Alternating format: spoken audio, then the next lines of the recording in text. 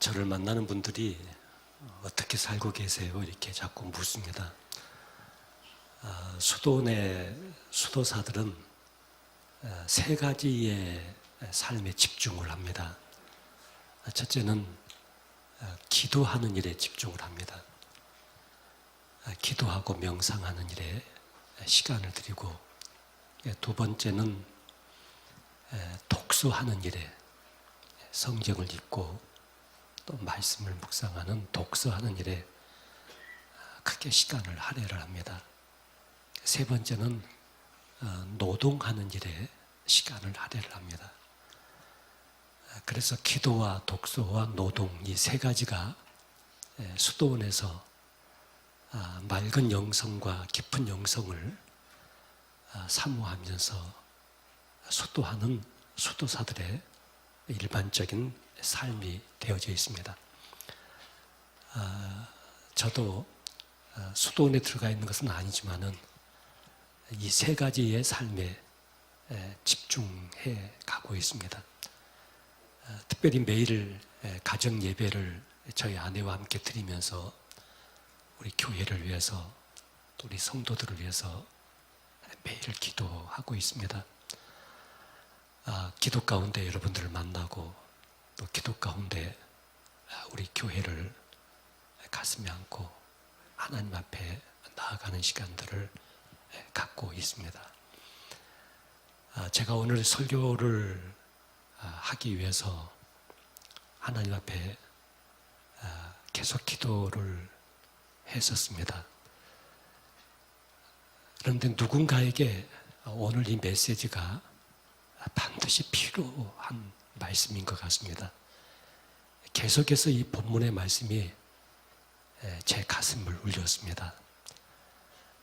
오늘 이 말씀이 하나님이 나에게 하신 말씀이라는 그런 믿음이 있는 분들은 오늘 이 말씀을 내 마로 받으시고 여러분 삶 속에서 새 판을 짜시고 내 인생의 새 일을 시작하시는 하나님의 거룩하신 은혜와 축복을 받는 시간이 되어지시기를 바랍니다. 마태, 마가, 누가복음은 사건을 중심으로 추적하고 있는 책입니다. 그러나 요한복음만은 그 사건 배후에 담겨져 있는 영적인 의도, 영적인 의미를 추적하고 있는 책이 요한복음입니다. 특별히 오늘 요한복음 5장의 본문의 사건은 38년 된 병자를 예수님께서 고치신 사건으로 우리가 너무나도 익히 잘 알고 있는 사건입니다. 오늘 2절 말씀 보시면 양문 곁에 베데스다라는 연못이 있는데 그곳에 행각 5이 있고 그 안에 많은 병자들이 누워 있었다고 말하고 있습니다. 여기 양문이라고 하는 것은 양쪽에 문이 있다는 얘기가 아니고 소, 염소, 양, 당시 제사를 드리기 위해서 이 양이 출입하는 문이 바로 양문입니다. 이 옆에 베데스다라는 연못이 있었습니다.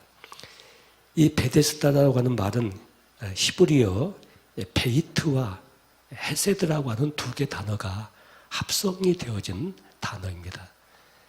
이 베이트라는 말은 집이라는 말입니다. 헤세드라는 말은 은혜라는 말입니다. 그래서 이 베데스다 연못이라고 하는 것은 은혜의 집이다. 그런 의미를 가지고 있습니다.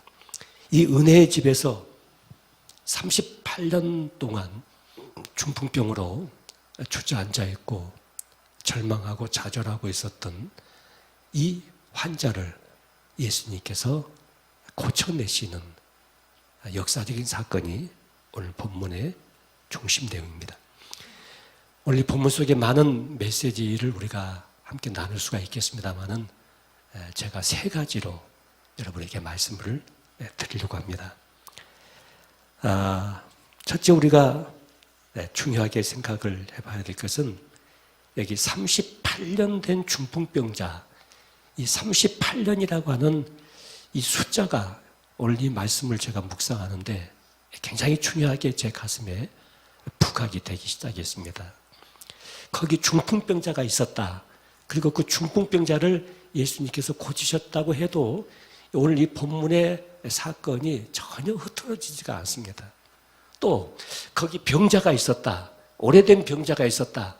그리고 오래된 병자를 예수님께서 고치셨다 해도 오늘 이 본문의 내용이 흐트러지지가 않습니다. 그런데 성경이 38년이라고 하는 이 숫자를 정확하게 왜 여기다가 기록을 하게 됐을까? 38년 된 병자를 예수님께서 고치셨다고 이 부분을 부각시키고 있는 것일까?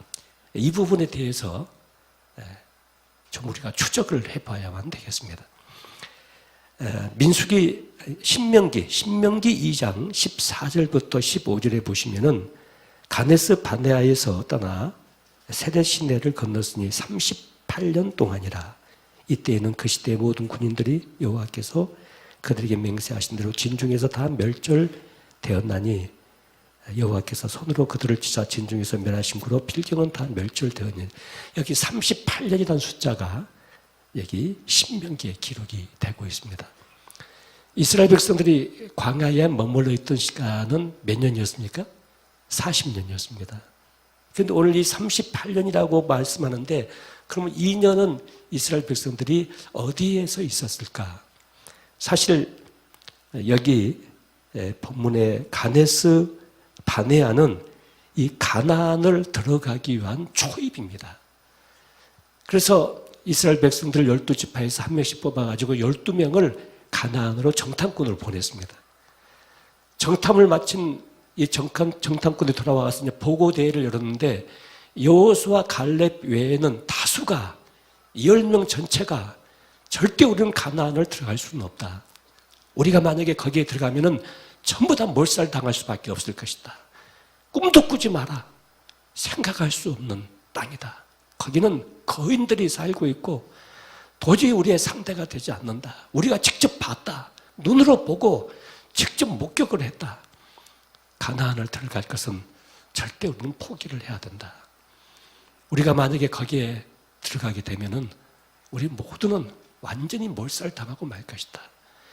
자, 이런 보고에 의해서 모든 군중들이 난리 법석을 대기 시작합니다. 그리고 모세를 향하여 원망하기를 우리를 다시 애굽으로 데려가게 하라. 왜 우리를 데리고 나와서 그 가나안에서 몰살시키려고 하느냐? 우리는 가나안 들어갈 수가 없다. 다시 애굽으로 돌아가고 싶다. 울면서 모든 군중들이 전체가 막 민중 혁명이 일어나도록 그렇게 모세의 뒤도력을 향해서 대적하기 시작했습니다. 그래서 하나님께서 이스라엘 백성들을 가나안으로 들어가게 하지 않고 광야로 몰아가십니다. 그리고 모세가 시내산에서 율법을 받습니다. 그 율법을 받고 난 다음에 38년 동안 이스라엘 백성들은 광야에서 머물다가 이제 하나님의 전적인 은혜로 가나안으로 들어가게 되는데 그 38년 동안 무슨 일이 있었냐면은 하나님의 약속에 대해서 또 하나님의 언약에 대해서 하나님이 세운 지도력에 대해서 하나님의 영적인 권위에 대해서 도전하고 불신앙하고 믿지 않는 모든 사람들이 그 광야에서 다 죽습니다. 그리고 여호수아 갈렙을 중심으로 하는 믿음의 세대, 하나님의 약속을 굳게 붙잡고 젖과 꿀이 흐르는 땅을 내가 너에게 주겠다고 하신 이 하나님의 언약의 말씀을 붙잡고 믿음 안에 있었던 이 사람들이 이제 가나안 땅으로 들어가게 됩니다. 38년간 모세가 율법을 받고 난 다음에 이스라엘 백성들은 율법 아래에 있었습니다. 율법이라고 하는 것은 인간의 노력, 인간의 수단과 방법, 인간의 윤리와 도덕, 인간의 모든 착한 행실, 모든 것을 다 동원해서 하나님을 섬겨야 된다고 하는 것이 율법입니다. 그런데 그 율법을 어느 누구도 더 완벽하게 지켜낼 수가 없습니다. 완성시킬 수가 없습니다. 38년 동안 인간의 모든 노력을 다 해봅니다. 그 광야에서 모든 몸부림을 다 해봅니다. 그러나 그곳으로 가나안을 들어갈 수가 없습니다. 어떻게 이스라엘 백성이 가나안에 들어갔습니까? 전적인 하나님의 은혜로 이제 가나안을 들어가게 되었습니다.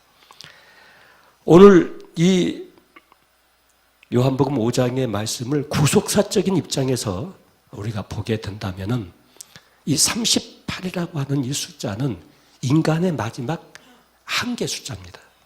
인간이 할 수 있는 모든 것을 다 동원하고 모든 처방, 모든 과학, 모든 의학, 모든 지식, 모든 경험, 인간이 할 수 있는 모든 것을 완벽하게 정말 물 한 방울 남기지 않고 완전히 말라버린 것처럼 그렇게 다 한 그 숫자가 38이라고 하는 숫자입니다.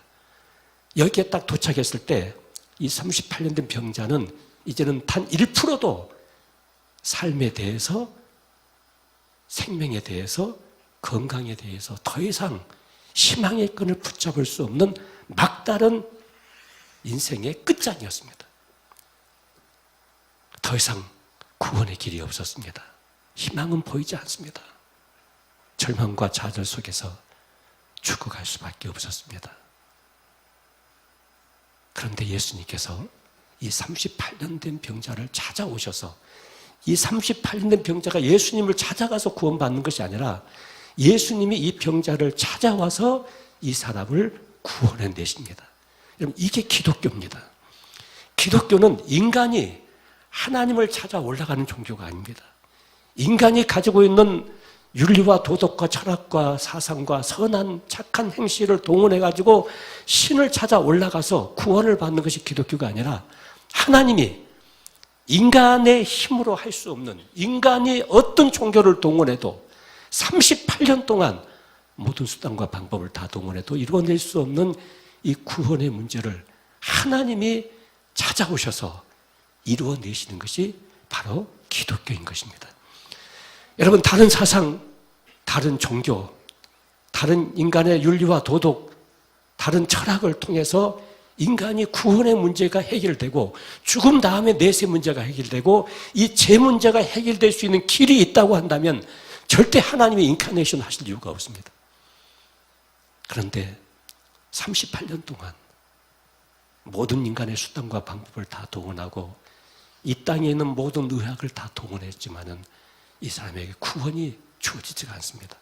그래서 예수님이 오셔서 그를 구원해 내시는 중요한 이 사건을 통해서 이 구속사적인 메시지의 한 복판에 예수님이 계신다는 사실을 부각시키고자 하는 중요한 의도가 오늘 요한이 이 요한복음 5장에 38년 된 병자를 등장시킨 중요한 목적이었습니다. 사실 여러분, 성경은 전부 다 기적입니다. 성경은 페이지가 전부 다 기적입니다. 그 기적 중에서 가장 큰 기적이 무엇일까? 나에게 해당되는 가장 강력한 기적이 무엇일까? 저도 가끔 가다가 이렇게 잠을 자다가요, 벌떡벌떡 깨서 일어날 때가 있어요. 깜깜한 밤중에 일어나서 침대에 앉아가지고 또 생각되는 것이 뭐냐면, 내가 구원받았다. 내가 하나님의 자녀가 되었다. 내가 오늘 밤에 죽는다 해도 나는 천국으로 들어간다. 영생의 나라가 나를 기다리고 있다. 이거 생각하면요, 잠자다가 일어나가지고도 희죽희죽 웃고 있는 모습을 가끔 제가 볼 때가 있어요. 여러분 인생 속에 많은 기적이 필요하죠. 많은 축복이 필요하죠. 여러분, 많은 이적의 현장을 경험하고 싶으시죠? 가장 큰 기적, 가장 큰 이적, 가장 큰 축복이 여러분이 다른 종교 쫓아가지 아니하고 다른 사상 쫓아가지 아니하고 다른 인간의 철학과 지식과 윤리와 도덕을 쫓아가지 아니하고 예수 그리스도의 십자가의 은혜 안에서 구원받아 지금 이 예배 자리에 있다는 이 사실 자체가 여러분 인생 속에 가장 큰 기적입니다. 가장 큰 축복입니다. 사실 이거 하나를 평생 감사하고 살라고 해도 우리가 다 감사를 다 하지 못할 만큼 엄청난 기적과 은혜 속에 우리가 머물러 있는 것입니다. 여러분, 만약에 불교를 통해서, 유교를 통해서, 다른 종교를 통해서 구원을 받을 수가 있다고 한다면, 이 인간이 추구하는 모든 종교적인 노력을 통해서 구원을 받을 수 있다고 한다면, 이 38년 된 병자가 이곳에 등장하지 않고 또 우리가 예수님 앞에 나올 이유가 없습니다. 또 예수님 우리를 찾아오실 이유도 없습니다. 그런데 하늘이여 들으라, 땅이여 귀를 기울이라. 소도 그 주인을 알고 나귀도 임자를 알건만은 이 백성은 나 여호와를 알지 못한다. 하나님 아버지를 통하지 않고 예수 그리스도의 십자가의 복음을 통하지 않고 인간은 구원을 받을 수 있는 길이 전혀 없다는 사실을 성경은 말씀하고 있습니다. 사도행전 4장 12절에 보시면 다른 이로서는 구원을 얻을 수 없나니 천하인간의 구원을 얻을 만한 다른 이름을 우리에게 주신 일이 없다고 성경은 쐐기를 받고 있습니다.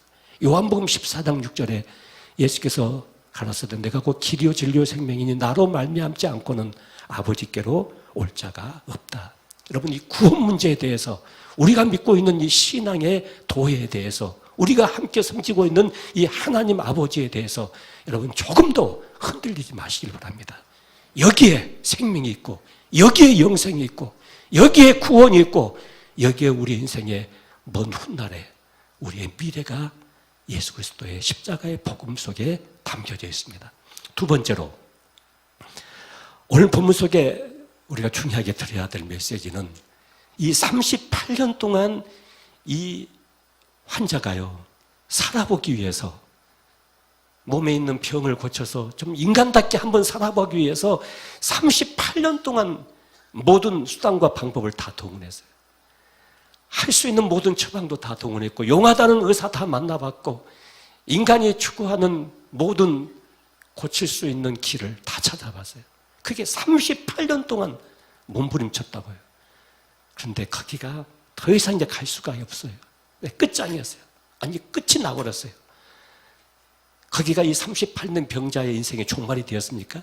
아니에요. 오늘 성경에 보니까 이 38년 동안 이 사람의 모든 그 노력과 병을 하나 고쳐보기 위해서 몸부림쳤던 모든 것이 다 끝나고 말았지만은 끝장이었는데 거기에 주님이 계셔서 하나님의 새로운 역사의 시작이 되었다는 사실을 여러분 보셔야 됩니다. 우리가 인생을 살다 보면요 막막할 때가 있습니다. 더 이상 길이 보이지 않고 깜깜하고 그래서 자기 하나의 무게를 어찌하지 못해서 인생을 중간에 하차한 사람들이 너무 많습니다. 작년 1년 동안 우리 한국에서 자살해서 죽은 사람들이 13,000명 정도 됩니다. 여러분 1,000명, 2,000명, 3,000명이 아니라 13,000명이 스스로 자살을 해서 삶을 끝내고 말았습니다. 얼마나 힘들었으면, 얼마나 고통스러웠으면. 여러분 자살하는 사람들을 무조건 비난하지 마십시오. 그렇게 마지막 자살을 선택할 수밖에 없는 그 상황까지 그 인생이 몰려가지고 그렇게 삶을 포기할 수밖에 없는 사람들이 우리나라에 13,000명에서 15,000명 정도씩 1년에 그렇게 세상을 떠나고 있습니다. 그렇게 인간이 힘이 듭니다. 사실 여러분들 한 분 한 분들을 제가 격려를 좀 해드리고 싶고 박수를 보내고 싶습니다. 작년 2017년 한 해 동안 여러분들 힘든 인생을 잘 이겨내 주셨고 또 잘 감당해 주셨고 마음을 내려놓지 않고 오늘 새해를 맞이해서 또 지나간 1월 한 달 동안도 이렇게 하나님 앞에 나와서 열심히 예배드리시고 이렇게 열심히 삶을 영위하고 계신 여러분들에게 제가 큰 박수를 보내고 싶습니다. 다 여러분들은 용사십니다. 장하십니다. 여러분 저도요 절망될 때가 참 많아요. 주저앉고 싶을 때가 많고요. 더 이상 세상에 머물고 싶지 않다. 그런 순간들이 있을 때가 있어요. 제가 19살 때 결핵성 늑막염으로 쓰러졌거든요. 6개월 동안 병상 생활을 했어요. 한 달씩 병원에 입원을 했어요. 날마다 큰 주사기로 등에서 누런 고름 같은 물을 날마다 뽑아내면서 한 달 동안 입원을 하고 인생 다 끝난 줄 알았어요. 더 이상 희망이 없더라고요. 무슨 꿈을 꿀 수가 없더라고요. 미래에 대한 비전을 가질 수가 없더라고요. 다 끝났다고 생각했고 광주 기독병원에 입원을 했었는데 한 달 입원하고 퇴원하니까 그 내과 과장님이 약을 3개월치 처방을 해주는데 한 보따리예요. 그때는 제가 서울에서 저희 집이 있었는데 뭐 그때 약 이름을 제가 잊어버리다 아이나 뭐 파스 뭐 이런 약들이에요. 한 번에 먹을 때 한 20개씩 약을 먹는데 한 끼에 그 한 보따리를 지어주면서 이제 당신은 운동도 하지 말고 몸을 과격하게 움직이지도 말고 이 결핵성 늑막류는 편하게 쉬면서 잘 먹으면서 그렇게 있어야 되니까 절대 그렇게 하면 다시 또 재발되면 안 된다 절대로. 그렇게 하면서 약을 3개월치 지어주더라고요. 저는 다 끝난 줄 알았어요. 그래서 제가 서울에 올라와가지고 제가 다니던 교회에 부흥회가 있었어요. 근데 그 부흥사 목사님이 이사야서 53장을 읽어 나가는데 저가 재치게 맞음으로 내가 나음을 입었다. 이 말씀이 제 가슴에 막 울려왔어요. 그래서 그 말씀을 붙잡고 제가 3개월치 약 보따리를 쓰레기통에 버렸어요. 김계수 권사님이라고 바로 그 교회 위에 제 친구 이모라는 친구가 있는데 그 어머니가 김계수 권사님이셨어요. 그 권사님 앞에 가서 제가 권사님 제가 어젯밤에 그 성경 말씀 하나를 제가 마음속에 받았는데 예수님이 저가 찔리면 우리의 허물을 인하며 저가 상하면 우리의 죄악을 인하미라. 저가 징계를 받음으로 우리가 평화를 누리고 저가 채찍에 맞음으로 우리가 나음을 입었다 이렇게 말씀하셨는데 예수님께서 십자가를 짊으심으로 내가 죄를 용서받고 내가 구원을 받은 것이 사실이라고 한다면 예수님이 나를 위해서 채찍에 맞으신 것은 내 병 때문에 맞으셨다고 하는데 내가 이 약 먹을 이유가 없지 않습니까? 내가 더 이상 아플 이유가 없지 않습니까? 그때 그 권사님이 성경대로 하면 그렇다고 그래요. 성경대로. 그럼 권사님이 제가 이 약을 권사님 앞에서 버리겠습니다. 그때 사각개짝이 쓰레기통이었어요. 거기 연탄재도 버리고 하는데 거기다 딱 버렸어요. 그 다음에 다시는 제가 결핵성 늑막류로 병원을 가본 적이 없습니다. 모든 것이 끝났다고 생각했지만은 하나님은 내 인생 속에 새 일을 시작하셨습니다. 제가 신학교 2학년 때요. 1학년 때는 제 아버지에게 돈을 받아서 등록금을 다 냈고 학교를 다녔어요. 그런데 이제 2학년이 겨울방학 지나고 2학년이 됐는데 이렇게 다 큰 놈이 또 신학 공부한다고 또 부모님에게 돈을 받아가지고 이 등록금을 내는 것이 너무나 마음속에 힘들더라고요. 그래서 제가 내가 하나님 앞에 기도해서 기도응답 받아가지고 내가 등록금 내고 학교를 다녀야 되겠다. 그렇게 하고 이제 아버지에게 제가 손을 벌리지 않았어요. 근데 3월 한 달이 다 지나가는데 등록금이 안 생기더라고요. 여러분도 혹시 기도하다가 누구 신학생 생각이 나면 등록금 좀 대주세요. 네. 등록금이 안 생기는 거예요. 근데 3월 마지막 주에 제가 이제 교회에서 그때 서울에 있는 가자제일교회에 제가 전도사로 섬기고 있었는데 그 교회 구역예배 2군데를 제가 금요일 날 인도를 하고 학교를 가야 됐었는데 제 집이 상암동이라는 동네에 살고 있었어요. 근데 상암동에서 그 교회까지 가려면 버스 타고 세정거장을 가야 되거든요. 그래서 이제 아침에 일어나가지고 빨리 교회 가서 기도하고 구역예배 2군데 인도하고 내가 학교를 가야 되겠다고 집을 나서는데 버스비가 하나도 없는 거예요. 그때 버스비가 25원 했을 때였어요. 그래서 제가 잣대를 가지고 제 방에 있는 캐비넷 밑도 이렇게 긁어봤어요. 네. 옛날엔 이사할 때 보면은 캐비넷 밑에 동전도 굴러다니고 그래서 캐비넷도 굴러보니까 먼지만 나오지 뭐 동전 하나가 안 나오더라고요. 제가 자취하고 있는 집의 주인이 권사님이셨어요. 다른 교회. 내가 그 권사님에게 돈을 빌릴 수도 있죠. 근데 돈 빌리고 싶지가 않더라고요. 그래서 하나님께 기도해서 하나님 이제 버스비도 떨어졌습니다. 등록금은커녕 이제 버스비도 떨어졌고요. 하나님이 저에게 버스비 안 주시면 제가 걸어서 학교를 가야 됩니다. 그렇게 하고 제가 세정거장을 걸어가지고 교회 와서 기도하고 구역예배 2군데를 인도하는데 봄비가 보슬보슬 와요. 저는 자꾸 구역예배 인도하러 다니면서 자꾸 길을 자꾸 유심히 쳐다봤어요. 혹시라도 길에 돈이 떨어진 것이 또 있어가지고 그 돈 가지고 또 내가 학교를 갈 수 있지 않을까. 근데 뭐 구역예배 2군데 다 인도해도 뭐 25원 버스비가 안 생기더라고요. 그래서 제가 가방을 들고 푸른 바다 나선이면 어디든지 가오리다. 괴로우나 즐거우나 주만 따라 가오리니 어느 누가 막으리까 죽음인들 막으리까. 그리스도와는 바꿀 수가 없네. 이 세상 재물과 또 권세라도 주 그리스도는 날 위하여 내 대신 죽었기 때문이요. 제가 지금 생각해 봐도요, 그때가 제 신앙이 제일 좋았던 것 같아요, 보니까요. 지금보다도 훨씬 더 그때가 신앙이 좋았던 것 같아요. 그 가방을 들고 비를 맞아가면서 이제 버스비 25원이 없어가지고 걸어서 학교를 가는데 그때 모래내 다리 공사를 하고 있어요. 그 모래내를 지나가지고 이제 연희동 쪽으로 딱 들어가는데 연희동 그 입체 교차로가 있는데 택시 한 대가 와서 그때 앞에 꽉 끼하고 있었더라고요. 택시 기사가 내려오더니만 나보고 선생님 영등포 햇대 제거로 가려면 어디로 가야 됩니까? 이 다림길에서 쭉 빠져나가면 영등포 나오고요. 거기 햇대 제거가 있어요. 선생님 동대문 고속터미널은 어디로 가야 됩니까? 동대문 고속터미널은 이 앞으로 쭉 나가면 연세대학교가 나오고요. 그 다음에 굴다리 지나고요. 그 다음에 신촌 노타리 지나가지고 쭉 올라가면은 거기 동대문이 나오고 동대문 바로 앞에 고속터미널이 있습니다. 그랬더니 이분이 시계를 이렇게 보더니만 선생님 혹시 가시는 길목이면 제 차 좀 타고 저 좀 길 좀 안내 좀 해줄 수가 없습니까? 아니 왜 그러신데요? 했더니 아니 영등포 혜태제고에 내 친구가 있는데 그 친구를 좀 만날까 했지만 시간이 안 될 것 같고 제가 사실 오늘 제가 전남 광주에서 새벽에 환자를 싣고 서울을 왔습니다. 근데 다시 이제 광주를 내려가야 되는데 친구 만나기는 좀 어려울 것 같고 빈 차로 가기는 너무나 아깝고 그래서 터미널에 가가지고 광주 가는 손님을 몇 명 택시에 태우고 가면은 뭐 기름값도 나올 수 있을 것 같은데 제가 서울을 처음 와봐가지고 전혀 서울길을 모르겠습니다. 선생님 가시는 길목이면 제 차 좀 타고 저 좀 길 좀 안내 좀 해줄 수가 없습니까?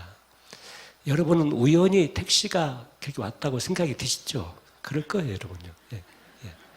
근데 저는 그렇지가 않았어요. 가슴이 막 뭉클해지면서요. 버스비 25원이 없어가지고 이 비를 맞아가면서 걸어서 학교를 가고 있는 나를 위해서 하나님이 택시를 보내셨구나. 이게 막 가슴에 감동이 되는 거예요. 그래서 택시 앞자리 옆자리에 앉아가지고 막 우니까 이 기사가 자꾸 나보고 애 우냐고 자꾸 물어보는데 내가 그 기사에게 그 말을 한다고 해서 그 기사가 이해를 하겠어요? 그럴 일이 있다고. 동대문 고속터미널 바로 위에 보면 이대 부속병원 후문 쪽에 있어요. 거기다 있는 택시를 세워놓고 나보고 이 택시를 잠깐 지켜봐 달래요. 그래서 자기가 손님을 데리고 오겠다고. 지키고 있었더니 손님 4명을 데리고 왔어요. 그래서 택시에 딱 태우고 내가 택시 뒤에 서 있는데 이 기사가 나에게 다가오더니만 너무 고맙다고 하면서 내 손에다가 멀리게 딱 지워준다 보니까 500원짜리 한 장을 딱 지워주는 거예요. 그러면서 너무 고맙다고. 그러면서 그 택시를 몰고 서울 운동장 쪽으로 장충체육관 그쪽으로 쭉쭉 택시가 빠져나가더라고요. 제가 이대 부속병원 그 후문 앞에 서서 비를 보슬보슬 맞아가면서 500원짜리 한 장을 손에 들고 정말 많이 울었어요. 하나님이 내 아버지시고 또 나의 필요를 채워주시고 하나님이 나를 아신다는 것을 내가 알고 있었어요. 그런데 이렇게 하나님이 나를 간섭하실까? 나는 완전히 버스비 25원이 없어가지고 끝나는 인생 같았는데 하나님이 새해를 시작하시더라고요. 그 돈 가지고 학교 갔고요. 그날 밤에 비가 많이 왔는데 그 돈 가지고 또 버스 타고 집에 왔는데 그 다음날 아침에 우체부가 등기 편지를 하나 가지고 왔는데 보니까 저희 아버지께서 저한테 편지를 보내셨더라고요. 뜯어보니까 소액칸으로 돈을 굉장히 많이 보내셨어요. 그래서 그 돈 가지고 또 등록금 내고 또 학교를 다녔던 적이 있었습니다. 제가 금식 기도를 40일 동안 했을 때 30일째가 됐을 때요. 정말 숨도 못 쉬겠더라고요. 30일이 딱 됐는데 잠도 잘 수도 없고 소변 색깔은 빨갛고 이게 숨도 못 쉬겠고 이제 앉아있으면 푹 꼬꾸려버리고 푹 꼬꾸려버리고 몸을 눕지 않으면 몸을 앉을 수가 없어요. 그 상태가 되고 말더라고요. 그래서 이제 기도문을 열고 그때 막 쌀학눈들이 밖에 보니까 이렇게 내리고 있었는데 주님 제가 여기서 기도를 끝내야 되겠습니다. 제가 더 이상 이제 숨도 못 쉬겠고 이제 더 이상 1시간도 더 이렇게 더 진행을 못 하겠습니다. 그랬더니 제가 있는 방이 야구장처럼 환해지는 거예요. 그리고 막 그 빛을 발하는 광채가 뺑 둘러서 내 방이 있는 거예요. 환상이 아니고 실제였어요. 왜냐하면 벽지가 이렇게 보이면서 그 물체가 보이는 거예요. 그러면서 성령께서 내 마음속에 말씀하시기를 금식하며 기도하는 너를 위해서 천군 천사가 이렇게 에워싸고 있다. 천군 천사가 너를 지키고 있다. 그러면서 그 불빛이 또 없어지고 마는 거예요. 그때부터 몸에서 힘이 나기 시작하는 거예요. 제가 그때부터 금식기도 30일이 지나고 난 다음부터 이제 청계산을 등산하기 시작을 했어요. 내가 머리를 감고 다녔어요. 금식 40일이 됐어요. 껌 하나 씹어보지 않고 보리차 한 잔 마셔보지 않았어요. 40일이 됐는데요. 40일 더라도 할 수 있겠더라고요. 보니까요. 그런데 예수님도 40일밖에 안 했는데 내가 40일 더 해버리면 문제가 생기지 않겠는가 이런 생각이 들더라고요. 그래서 제가 거기서 금식을 마치고 내려왔는데 내려와서 몸무게를 달아보니까 한 20kg 정도가 몸무게가 빠져 있더라고요. 다시 섭식을 하니까 몸이 다시 건강하게 회복이 되었습니다. 여러분, 뭐 이런 얘기를 하자면요, 제가 오늘 하루 종일 해도 다 못할 것 같아요. 정말 많은 얘기가 있습니다. 나는 다 끝난 것 같았어요. 나는 더 이상 길이 없었어요. 나는 여기서 죽었다고 생각이 됐어요. 모든 것은 끝이라고 생각이 들었어요. 절망이고 좌절이었어요. 도저히 희망의 끈을 붙잡을 수가 없는 상황이었어요. 그런데 그때가 내 인생의 마지막 종점이 아니라 하나님의 역사의 출발점이었어요. 하나님이 내 인생에 개입하시고 하나님이 내 인생에 관여하시기 시작하는 그 역사가, 그 기적의 손길이 그 순간에 나타나기 시작하시는 거예요. 여러분, 우리 인생에 있어서 가장 마지막 종점이 어딜까요? 내 인생의 마지막 끝장이 어딜까요? 죽음이에요, 죽음.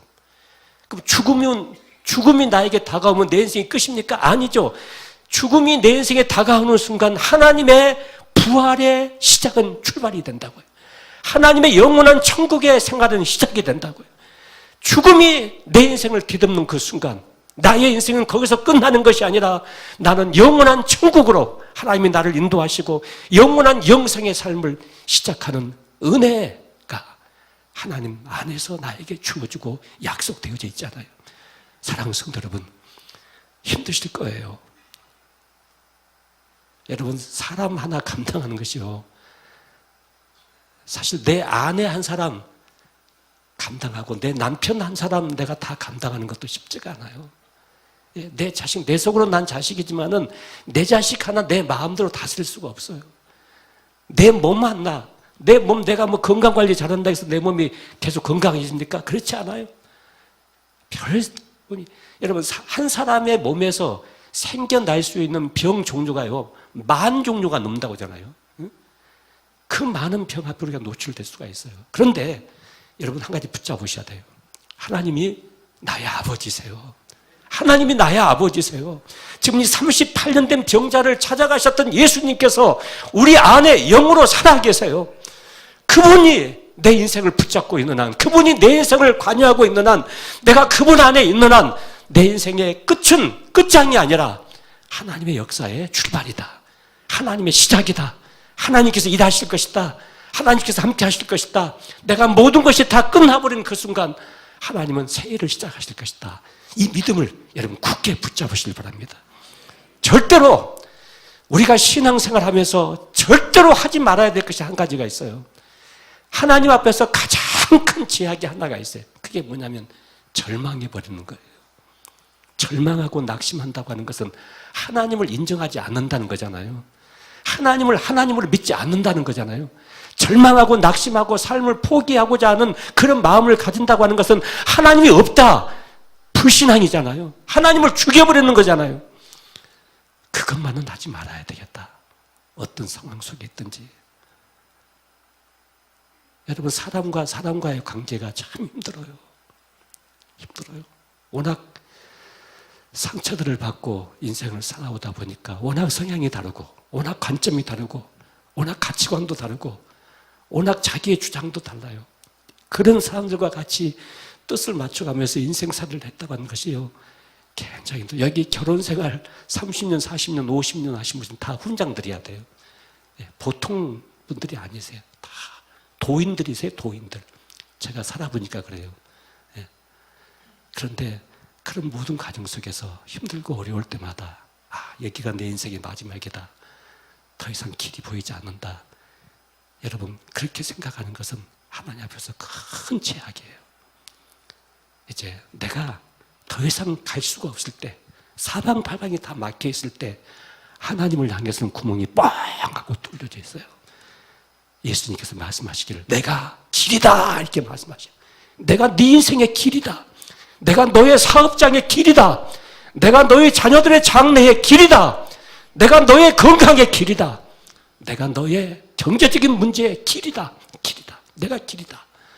여러분이 예수님을 꼭 붙잡고 여러분이 승리하시길 바랍니다. 이겨내셔야 됩니다. 마지막 한 가지만 더 말씀을 드리면 오늘 6절 말씀 보시면요. 예수님께서 이 38년 병자에게 뭐라고 물냐면 내가 낫고자 하느냐 이렇게 물어보셔요. 내가 낫고 싶으냐. 여러분 그렇게 물어보지 말고 그냥 38년 된 병자인 것을 알고 계셨으면 그냥 예수님께서 그냥 고쳐내면 되지 않겠습니까? 그냥 이렇게 세우고 예수님께서 치유하시고 변화시키면 되지 않습니까? 근데 예수님께서 왜 그 누워가지고 죽어가고 있는 사람에게 또 이걸 또 물어보냐고 또 말을 거냐고요. 내가 낫고자 하느냐. 그러니까 이 병자가 뭐라고 말을 하냐면은 아무 말도 하지 않고 그러니까 눈만 끔뻑끔뻑 하다가 죽어가고 있는 것이 아니라 주님 제가 낫고 싶습니다. 내가 낫고 싶습니다. 내가 변화되고 싶습니다. 내 인생을 좀 새롭게 한번 살아보고 싶습니다. 여기서 끝내고 싶지 않습니다. 무엇인가 나를 이 땅에 태어나게 하고 나를 이 땅에 살게 하는 그분의 뜻이 있지 않겠습니까? 내가 낫고 싶습니다.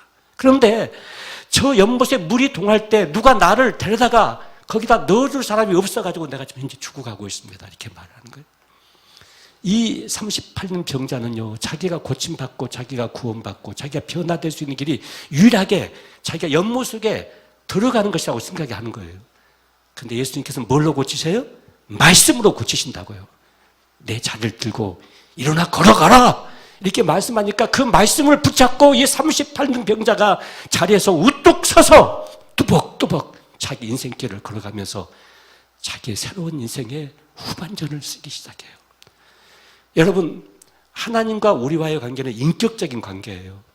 내가 구하지도 않고 내가 원하지도 않고 내가 소원하지도 않는데 하나님께서 여기 있다 하고서 강제로 우리에게 은혜와 축복들을 허락하시는 분이 아니세요.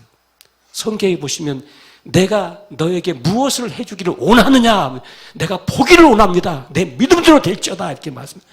내 입을 넓게 열라. 내가 채우리라. 너는 내게 부르주지라. 내가 내게 응답하겠고 내가 알지 못하는 크고 비밀된 것을 내가 너에게 보이리라고 에레미야 33장 3절은 말씀하세요. 누가복음 11장 13절 말씀 보니까요. 구하는 자에게 성령을 선물로 주지 않겠느냐. 구하는 자에게. 왜 구해야만 될까요? 왜 간구해야만 될까요? 왜 부르짖어야만 될까요? 그것은 인격적인 관계이기 때문에 그래요. 인격은 강요하지 않아요. 내가 문을 열고 내가 사모하고 내가 간구하기까지 밖에서 인격자는 기다리고 있는 거예요. 여러분이 지금 당하고 있는 힘든 것들, 아픈 것들, 어려운 것들, 내가 이게 한계다, 내 힘으로 더 이상 안 된다, 이런 모든 상황 속에 처했을 때 여러분이 해야 될 것은 하나님 앞에 주님, 이 상황을 변화시켜 주십시오. 주님, 바꿔주십시오. 주님, 새 판을 짜주십시오. 주님, 내 힘으로 문이 열리지 않습니다. 문을 열어주십시오. 주님, 내 힘으로 아무리 샘을 파도 물이 터져 나오지 않습니다. 물이 터져 나올 수 있는 새 우물을 팔 수 있도록 하나님 저에게 지혜를 주세요. 내가 변화되고 싶습니다. 내가 새로워지고 싶습니다. 내 인생이 좀 달라지고 싶습니다. 하나님, 우리 가정이 이렇게 살아서는 안 되지 않겠습니까? 우리 자녀들이 이렇게 머물러서는 안 되지 않겠습니까? 하나님, 내 신앙이 여기서 이렇게 머물러서는 안 되지 않겠습니까? 주님, 나에게 변화를 주세요. 내가 새로워지고 싶습니다. 여러분, 이것을 성경은 믿음의 그릇이라고 말씀하는 거예요. 우리가 믿음의 그릇이 있을 때 거기다 하나님이 채워주시고 거기다 하나님이 축복하시고 거기다 하나님이 역사하실 수가 있잖아요. 그래서 여러분들이 하나님 앞에 어떤 문제를 들고 나오는 한 여러분 인생은 끝난 게 아니에요. 거기서 하나님은 새 일을 시작하실 것입니다. 여러분이 혼자서 가슴을 쥐어 짜면서 혼자서 고통 속에서 죽어가고 울고 있지 말고 그것을 가지고 하나님 앞에 나오셔서 하나님, 저 살고 싶어요. 하나님, 저 건강해지고 싶어요. 하나님, 저 새롭게 인생을 시작하고 싶어요. 하나님, 내가 이 악한 습관에서 떠나고 싶어요. 뭔가 좀 변화되고 싶어요. 내가 세상에 취하고 돈에 취하고 세상에 취해가지고 인생을 이렇게 살아갈 수가 없어요. 황금 같은 시간인데 어떻게 내가 인생을 이렇게 살 수가 있어요? 하나님, 저도 좀 변화되고 새롭게 살고 싶습니다. 이럴 때 하나님께서 내 믿음대로 될지라, 내 자리를 들고 일어나 걸어가라. 하나님 우리 인생을 치유하시고 변화시키고 축복하시고 우리 인생 속에 새로운 기적을 일으키시는 놀라운 하나님의 은혜가 여러분에게 임하게 될 줄 믿습니다. 오늘 이 말씀이 나에게 주시는 하나님의 말씀이라고 믿는 분들은 이 말씀을 붙잡고 2018년도, 아니 남아있는 우리 인생을 이 믿음을 가지고 살아가십시다. 하나님께서 여러분 한 분 한 분들을 새롭게 세우시고 또 새 일을 행하시고 새 판을 짜시고 38년 된 병자까지 일으키시고 살려내신 그 하나님께서 우리를 외면하시겠습니까? 반드시 우리를 축복하실 것입니다. 여러분 같이 기도하십시다.